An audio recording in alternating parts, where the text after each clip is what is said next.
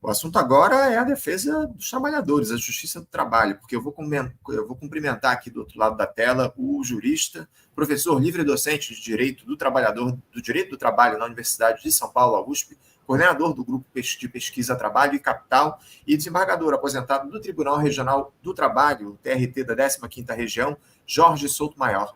Professor Jorge Souto Maior, bom dia. Bom dia, Anderson, tudo bem? Tudo indo, professor. Tudo indo, né? Pois é, né? Tudo indo. Muito preocupado com algumas questões, mas, antes de tudo, eu quero agradecer a sua presença aqui no nosso programa para a gente analisar, professor, algo que eu confesso ao senhor tem tido pouca repercussão no país ao longo desses últimos tempos, que é justamente uma proposta que foi aprovada por unanimidade no âmbito do Conselho Nacional de Justiça, o CNJ, no fim do mês de setembro, de autoria do ministro do Supremo Tribunal Federal, Luiz Roberto Barroso, que preside a Corte atualmente, e o próprio CNJ.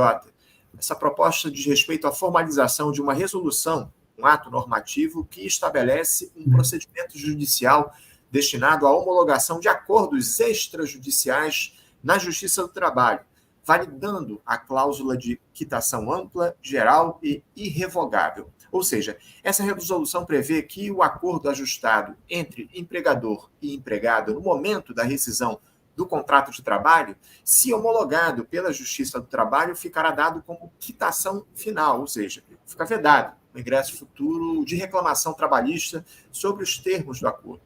Pelo argumento utilizado pelo CNJ e pelo próprio Luiz Roberto Barroso, o objetivo seria reduzir a litigiosidade trabalhista no país. De acordo ainda com esse ato normativo, abre aspas, caberá ao juiz do trabalho, ao homologar o acordo, verificar a legalidade e a razoabilidade do ajuste celebrado. Fecha aspas. O ato normativo será válido nos 6 primeiros meses para negociações acima de 40 salários mínimos. Valor médio aproximado dos acordos homologados pela Justiça do Trabalho em 2023. O intuito é avaliar o impacto dessa medida e a possibilidade da ampliação para outros casos. Professor, eu queria muito uma análise sua, professor Jorge, porque é difícil entender como é que o CNJ, na figura do ministro Barroso, propôs e aprovou um ato normativo que ataca os direitos do trabalhador, ultrapassa, inclusive, os limites constitucionais, mas eu vou deixar para que o senhor mesmo, que tem sido um crítico quanto mais desse tipo de iniciativa, avaliar essa discussão, essa decisão do CNJ aqui para a gente, por favor, professor. Pois não, Anderson. Primeiro, é uma honra estar aqui presente no seu programa. Eu agradeço muitíssimo essa oportunidade. O tema é extremamente relevante e você fez um relato inicial perfeito, né, para dar bem a compreensão de quem nos ouve do problema, né, do que de fato nós estamos tratando. E só que acrescentar que essa resolução já tem um número, né, a resolução 586, para quem quiser procurar aí depois na internet o seu inteiro teor, né, é muito curta, diz mais ou menos isso que você acabou de relatar. Agora, na chamada do programa, eu achei bem interessante que você colocou lá por que o CNJ faz isso, né? Por que o CNJ descumpre a Constituição para afrontar, não lembro bem a palavra, para legitimar ilegalidades trabalhistas, né? E acho que essa pergunta é fundamental que a gente se faça, né? Porque nós podemos incorrer num problema da subjetivação, né?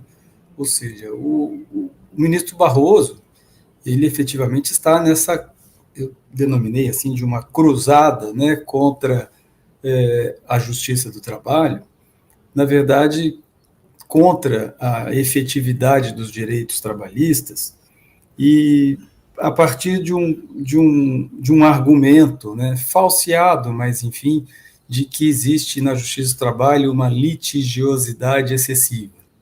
Então, a partir disso, ele tem tentado implementar mecanismos, iniciativas para diminuir o número de ações na Justiça do Trabalho. Como como se isso em si fosse um problema que pudesse ser resolvido desta forma, né? Vamos dizer assim, vamos evitar que as pessoas acessem a justiça. Se existem muitos processos na Justiça do Trabalho, e do meu ponto de vista como pesquisador e estudioso, né, esses números são até pequenos, se nós considerarmos que a legislação trabalhista no Brasil ela é espontaneamente, reiteradamente desrespeitada nas relações de trabalho, né, haja vista que nós temos um universo de 90 e tantas milhões de pessoas na força de trabalho, ou seja, atuando concretamente, segundo os dados do IBGE, em contratos precários, na informalidade, enfim, a maior parte dessas pessoas está, como se diz, em situação de ilegalidade mesmo, propriamente dita. Nós temos, nesse universo de 90 e tantas milhões de pessoas, só 37 milhões que têm carteira assinada, efetivamente, né? E dessas que têm carteira assinada, né, que estão no vínculo formal, nós bem sabemos que uma boa parte, né, trabalha em contratos que são precários, de terceirização, de trabalho intermitente e sem recebimento de horas extras, uma série enorme, né, de direitos que não são respeitados, mesmo com relação a esses que estão na formalidade, e também o fato de que o dado concreto, né, que se retira dessa litigiosidade na Justiça do Trabalho é que a maioria das reclamações, a enorme maioria, né, 70%, 80%, são de reclamações para recebimento de verbas rescisórias, ou seja, de trabalhadores na formalidade, que trabalharam com carteira assinada e tudo mais, mas que foram dispensados e não receberam verbas rescisórias. Então, eles vão na Justiça do Trabalho pleitear essas verbas alimentares, para se ver o nível do descumprimento da legislação trabalhista no Brasil. E nesse universo todo, nós temos aí 2 milhões, 3 milhões, né, de reclamações trabalhistas por ano, é muito pouco, né, diante dessa realidade. Então, e vários estudos têm demonstrado isso, esse dado nos conduz à constatação de um problema social muito mais amplo, muito mais grave, que tem que ser enfrentado de uma outra perspectiva, né? De como fazer valer a legislação, de como punir, né, aqueles que não respeitam a legislação. Simples assim, né? Não é uma tarefa fácil, mas essa é a tarefa, né, que compete ao Estado, e sobretudo em questão de direitos sociais, né? Porque desde do Tratado de Versalhes, né, desse movimento do Estado Social, que se estabeleceu que cumpriria ao Estado criar um órgão de fiscalização de cumprimento da legislação do trabalho, né? E isso nós temos, inclusive, que é o Ministério do Trabalho e Emprego, que tem um setor de auditoria fiscal, cuja função é exatamente essa, fiscalizar a aplicação da legislação trabalhista no Brasil, e que está um órgão que está sucateado, né, há décadas, né, não é de agora, com pouquíssimos auditores, com uma estrutura, né, muito precária, que não consegue dar conta da sua função.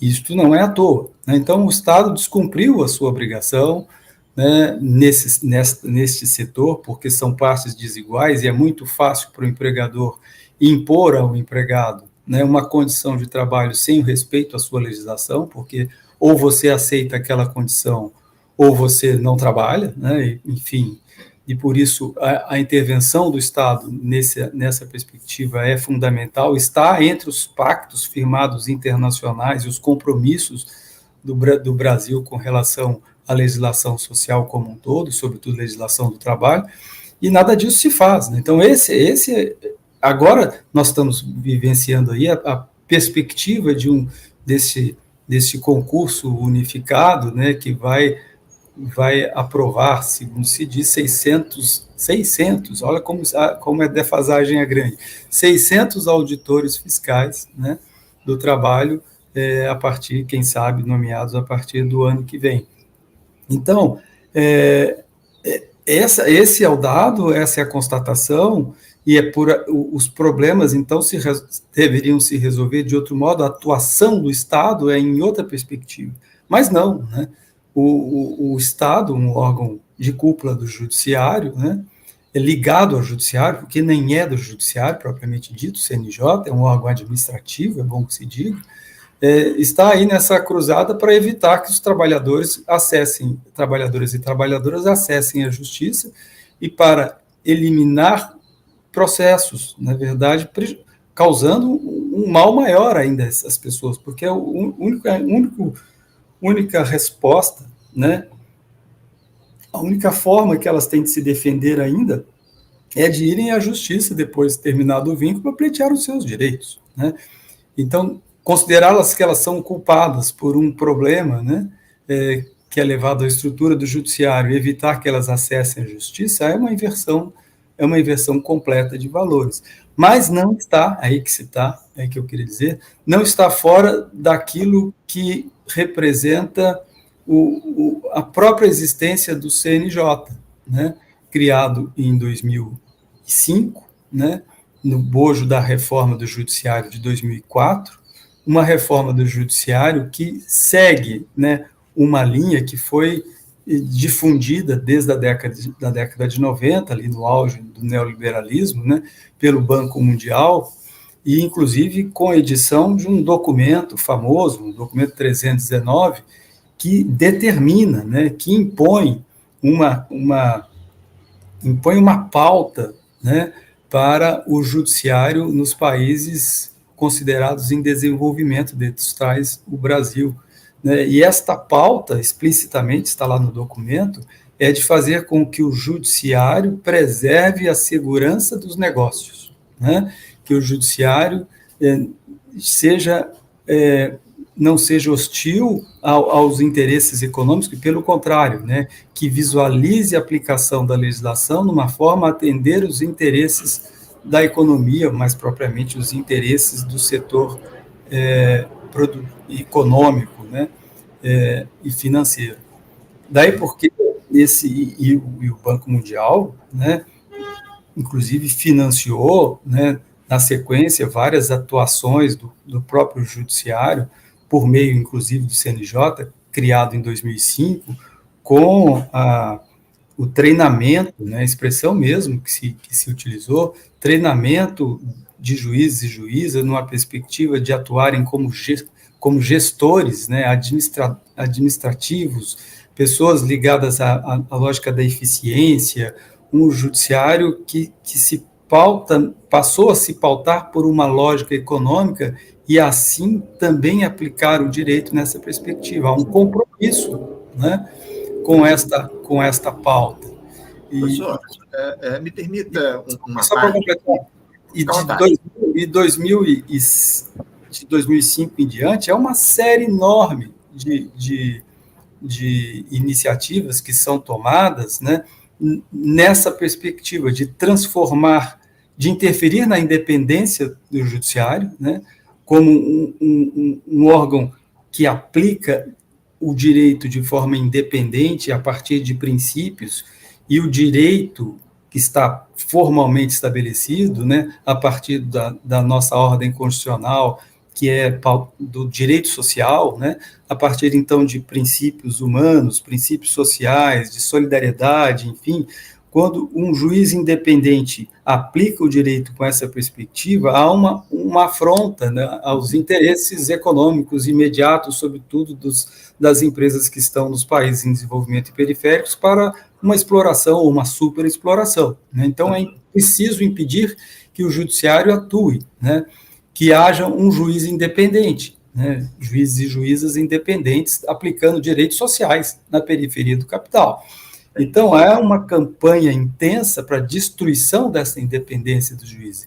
E começa com a lei de repercussão geral para levar os processos ao Supremo Tribunal Federal, a questão da súmula vinculante em 2008, a criação do PJE em 2009, financiada pelo Banco Mundial, o estabelecimento de metas de julgamento, o estabelecimento de uma disciplina judiciária, ou seja, de aplicarem o entendimento simulado, os entendimentos dos tribunais superiores, ou seja, sem agir com a sua independência. Esses serão os juízes e juízas promovidos e promovidas, percebam?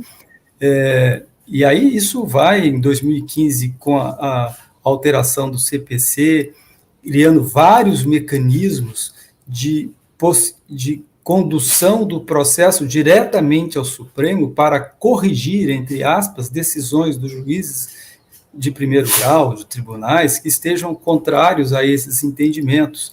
E muitos desses mecanismos têm sido utilizados agora recentemente, né, sobretudo a reclamação constitucional, para diminuir, né, a potência diminuir a competência da Justiça do Trabalho. Então, só para dizer o seguinte, que essa posição do ministro Barroso, que está enunciada especificamente, explicitamente na resolução que nós estamos tratando, né, porque ele diz assim, a presente proposta, está explícito lá, a presente proposta busca enfrentar os problemas recorrentes apontados na área trabalhista. A excessiva litigiosidade, diz ele, torna incerto o documento, né? Torna incerto o custo da relação de trabalho antes de seu término, o que é prejudicial a investimentos que podem gerar mais postos formais de trabalho e vínculos de trabalho com maior qualidade. Ou seja, é um argumento assim, estamos preocupados com o interesse econômico, mas isso é o que está lá no documento 319, isso que está na pauta de todos desses outros documentos e iniciativas legislativas mencionadas, para dizer o seguinte, não é um problema pura e simplesmente da visão de mundo do Luiz Roberto Barroso, né? Ele está cumprindo um papel, né? E este papel institucional que está posto aí para o judiciário desde 99, assumido de forma mais intensa a partir de 2004, né? E, enfim, que tem aprisionado, né, o poder judiciário como um todo, sobretudo o judiciário trabalhista, né, desde muito tempo e culminando agora, né, com esse problemão. É uma discussão que a gente tem feito aqui constantemente no programa. Já fizemos um debate aqui, inclusive, no Faixa Livre esse ano, a respeito dessa tentativa que há de se reduzir a importância e a atuação da Justiça do Trabalho no nosso país. O senhor já contribuiu muito com a gente, inclusive, aqui esse ano em relação a esse tema, fez um resumo aqui importantíssimo a respeito do que é essa situação hoje. Agora, eu estou de olho aqui no relógio, professor, meu tempo é curto, estamos aqui já perto do fim do nosso papo, mas eu queria que você falasse um pouco também a respeito do seguinte, que tipo de consequências essa decisão do CNJ pode produzir para os trabalhadores em um cenário onde essa negociação, via de regra, ela favorece o empregador, né? Onde o empregado se vê quase que obrigado a ceder diante de uma posição de vulnerabilidade em que ele normalmente se encontra, as consequências dessa decisão e o que pode ser feito ainda pela Justiça do Trabalho para questionar esse tipo de ato normativo para lá de perigoso que foi colocado aí pelo CNJ. O para lá de perigoso tem dois aspectos. O primeiro, que vai além da perspectiva específica do trabalhador e da trabalhadora, que é importante que todas as pessoas que estejam nos ouvindo, inclusive empregadores, né, pessoas, todas elas tenham bem ciência disso. Este ato normativo do CNJ, ele é uma afronta direta à Constituição, né? A Constituição, no seu artigo 103b, que estabelece quais são as atribuições do CNJ, diz muito claramente que o CNJ é um órgão administrativo, que compete verificar a administração, a atuação administrativa e financeira do judiciário. É para que o judiciário não descumpra a sua função, né, para que não haja abuso do direito, do exercício da magistratura, enfim, nessa perspectiva, e de estabelecer mecanismos mecanismos para uma melhor atuação do judiciário. Entre aspas, é mais ou menos isso, né? não está dentro das atribuições do CNJ criar normas, né, porque isso é uma atribuição do Poder Legislativo, né? Você não pode estabelecer normas e muito mais estabelecer para os juízes o modo como ele vai atuar concretamente na sua atuação, né, que interfere na independência, que é cláusula pétrea de um Estado democrático de direito. Pois bem, isto é grave, porque se a gente simplesmente desconsidera a importância disso, e, não, isso é importante porque a economia depende disso, são as portas que vão se abrindo, e não temos poucas portas abertas já nesse sentido que se diga, né? Uma porta a mais que se abre para o autoritarismo, né? Ou seja, para que o poder, né, se estabeleça sem limites, né? E que aqueles que detêm o poder, em alguma medida, exerçam esse poder sem qualquer restrição normativa, legal, constitucional. Isso pode afronta o interesse dos trabalhadores, amanhã afronta os direitos individuais, os direitos gerais, enfim, os direitos fundamentais. Não há limite para isso, né? Então, é importante perceber. Primeiro, olha, é inconstitucional, não é atribuição do CNJ fazer isso, ponto, então não pode fazer, né?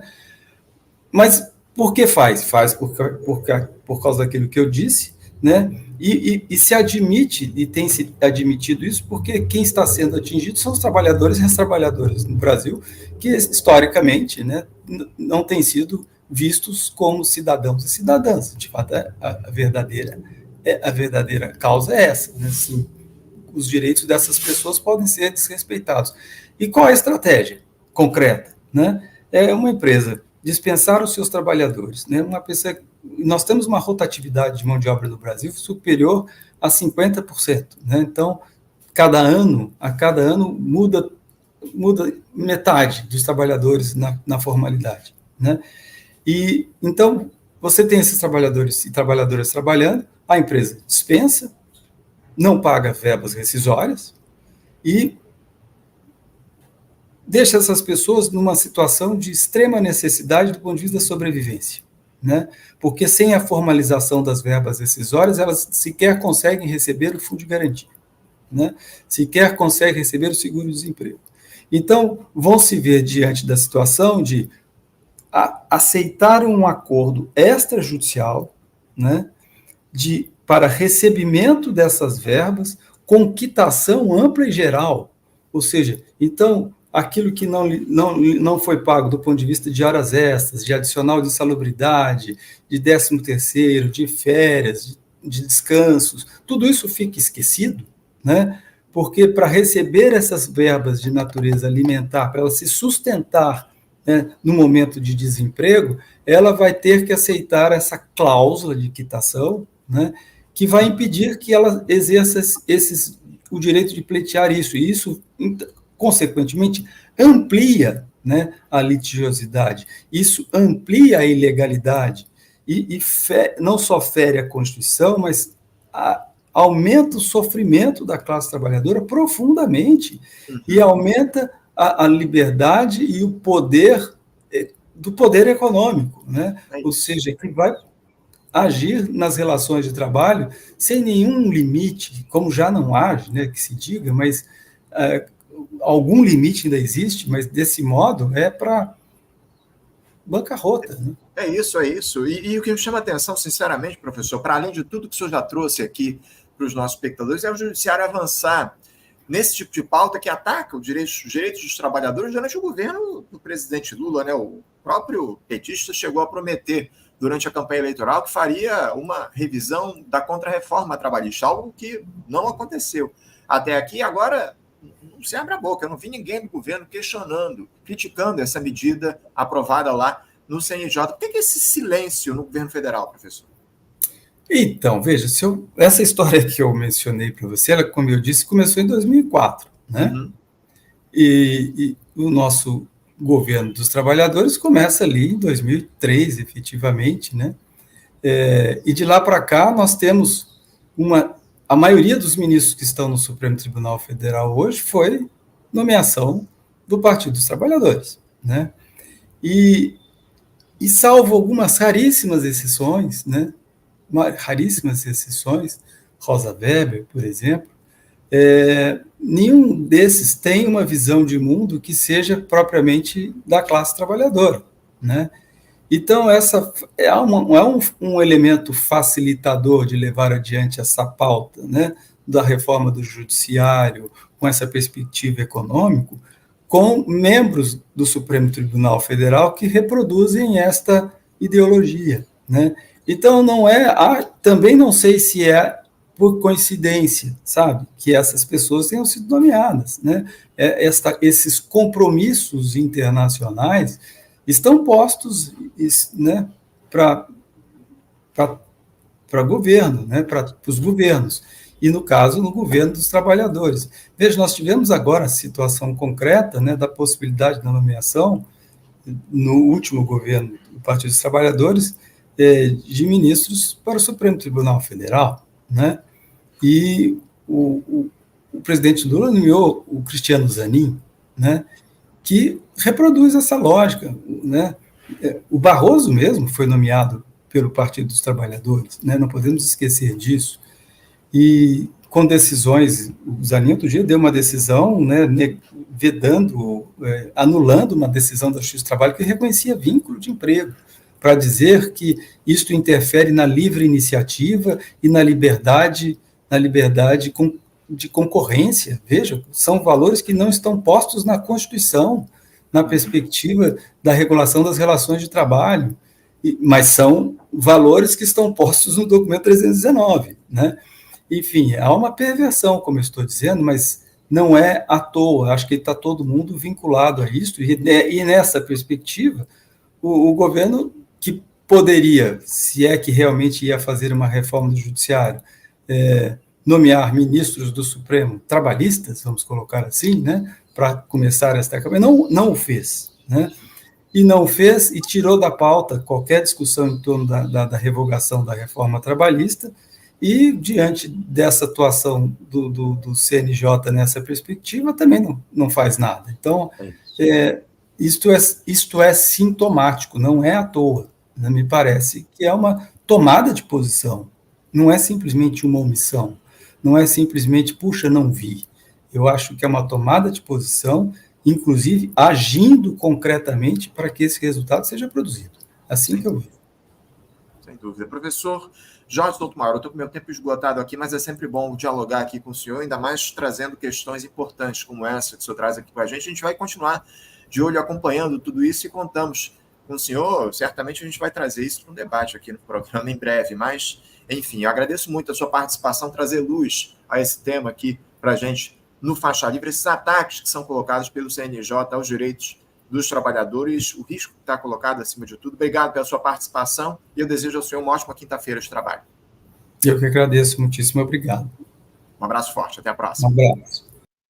Conversamos aqui com o professor Jorge Souto-Maior, ele que é jurista, professor livre-docente de Direito do Trabalho da Universidade de São Paulo, USP, além de coordenador do Grupo de Pesquisa, Trabalho e Capital e desembargador aposentado no Tribunal de Justiça do Trabalho, TRT, na 15ª Região, trazendo aí as análises dele a respeito desse ato normativo aprovado lá no âmbito do CNJ, Conselho Nacional de Justiça, que coloca os acordos homologados entre patrão e empregado como acordos trabalhistas como irrevogáveis, caso a Justiça do Trabalho homologue esse tipo de acerto de acordo, impedindo aí que os trabalhadores recorram ao Judiciário, à Justiça do Trabalho, caso entendam que estejam tendo seus direitos desrespeitados. Enfim, é um negócio fora do comum, mas que, infelizmente, o CNJ colocou em discussão e, acima de tudo, por ordem ou por uma proposta do juiz Luiz Roberto Barroso, presidente do Supremo Tribunal Federal.